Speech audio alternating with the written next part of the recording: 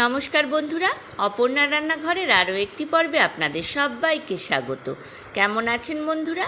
আশা করি ভালো আছেন। আজ আমি আপনাদের জন্য নিয়ে এসেছি আলু মটরের রেসিপি। চলুন দেখে নেওয়া যাক তার জন্য আমি কি নিয়ে নিচ্ছি। গ্যাস ওভেনে আমি একটা কড়াই বসিয়ে দিয়েছি। গ্যাসের ফ্লেমটা লো টু মিডিয়াম রেখেছি। কড়াইতে আমি দিয়ে দিয়েছি 1 টিস্পুন সাদা তেল, দিয়ে দিলাম 2টো তেজপাতা, 2টো বড় এলাচ, একটা ছোট এলাচ, 2টো দারচিনি, 2টো লবঙ্গ, 6-7টা গোটা গোলমরিচ, আর দিয়ে দিচ্ছি 1/4 কাপ ধনে গুঁড়ো। আপনারা কিন্তু এখানে ইচ্ছা করলে গোটা ধনের ব্যবহার করতে পারেন। আর দিয়ে দিচ্ছি 1 টিস্পুন হিং।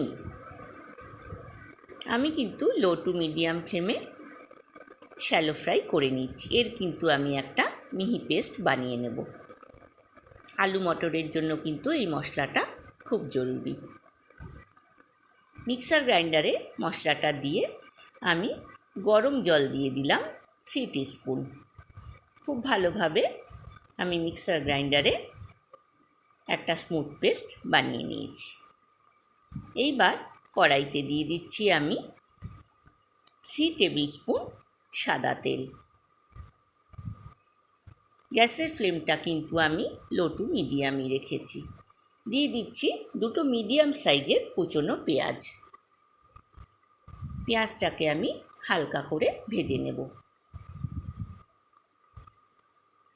বন্ধুরা, যারা এখনও আমার চ্যানেলটিকে সাবস্ক্রাইব করেননি তারা প্লিজ আমার চ্যানেলটিকে সাবস্ক্রাইব করুন, লাইক করুন আর অনেক শেয়ার করুন। এইবার এর মধ্যে দিয়ে দেব 1 টিস্পুন রসুন বাটা, আর দিয়ে দেব 1 টিস্পুন আদা বাটা। খুব ভালোভাবে পেঁয়াজ কুচির সাথে রসুন বাটা আর আদা বাটাকে ভালো করে মিক্স করে নিচ্ছি।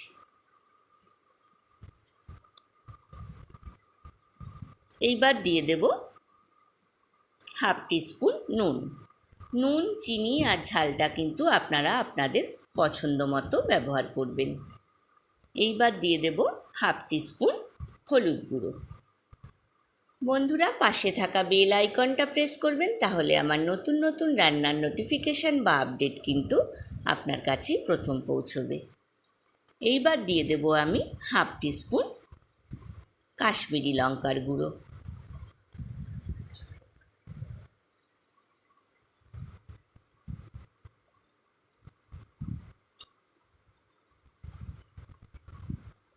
খুব ভালোভাবে কুচনো পেঁয়াজ, রসুন বাটা, আদা বাটার সাথে নুন, হলুদ আর কাশ্মীরি লঙ্কার গুঁড়োকে মিক্স করে নিলাম। 2টো মিডিয়াম সাইজের আলুকে আমি ছোট টুকরো করে কেটে 1 চিমটে নুন দিয়ে সেদ্ধ করে রেখেছিলাম। জল ঝরিয়ে সেই ছোট টুকরো করা আলু আমি কড়াইয়ের মধ্যে দিয়ে দিলাম। এইবার কড়াইতে দিয়ে দিচ্ছি আমি 4 টিস্পুন টমেটো পেস্ট। একটা মিডিয়াম সাইজের টমেটোকে বীজ ছাড়িয়ে আমি মিক্সার গ্রাইন্ডারে পেস্ট করে নিয়েছি।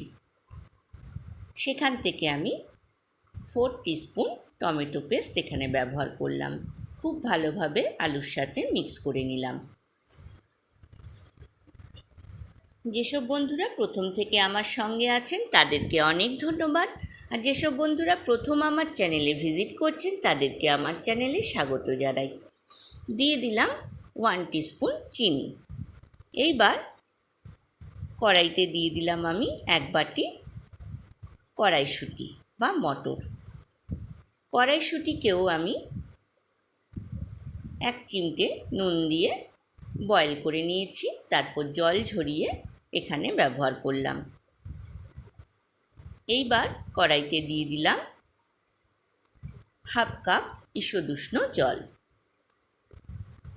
আলু মটরের সাথে ভালোভাবে সব মশলা মিক্স করে জলকেও মিক্স করে নিলাম। এখানে অ্যাড করলাম 1/4 টিস্পুন নুন। ঢাকনা দিয়ে আমি লো টু মিডিয়াম ফ্লেমে 10 মিনিট রান্না করলাম। 10 মিনিট পর আমি কড়াইতে দিয়ে দিলাম কর্নফ্লাওয়ার গুলে রেখেছিলাম আমি 2 টিস্পুন জলের মধ্যে, সেটা আমি এখানে ব্যবহার করলাম। এইবার দিয়ে দিলাম 4 টিস্পুন ফ্রেশ ক্রিম। আপনারা বাজারে কেনা ফ্রেশ ক্রিমও ব্যবহার করতে পারেন। আমি কিন্তু দুধের ওপরে সরটাকে জমিয়ে মিক্সার গ্রাইন্ডারে ব্লেন্ড করে সেই ফ্রেশ ক্রিমই এখানে ব্যবহার করেছি। খুব ভালোভাবে মিক্স করে নিয়ে প্রথমে যে মশলার পেস্টটা আমি তৈরি করেছিলাম সেই পেস্ট থেকে 2 টিস্পুন পেস্ট এখানে ব্যবহার করলাম। খুব ভালোভাবে আলু মটরের সাথে মিক্স করে দিলাম। দিয়ে দিলাম 1/2 টিস্পুন বাটার। বন্ধুরা, আমার রেসিপিটা কেমন লাগলো অবশ্যই কিন্তু কমেন্ট সেকশানে কমেন্টস করে জানাবেন। আশা করি আপনাদের ভালো লাগবে। দিয়ে দিলাম 1/4 টিস্পুন চিনি। এইবার বেশ খানিকটা কসুরি মেথি আমি হাতের মধ্যে ডাস্ট করে নিয়ে কড়াইয়ের মধ্যে দিয়ে গ্যাসের ফ্লেমটাকে বন্ধ করে ঢাকনা দিয়ে দিলাম, যাতে কসুরি মেথির গন্ধটা ভেতরে অ্যাবজর্ব হয়ে যায়। আমি পরিবেশন করে দিয়েছি বন্ধুরা।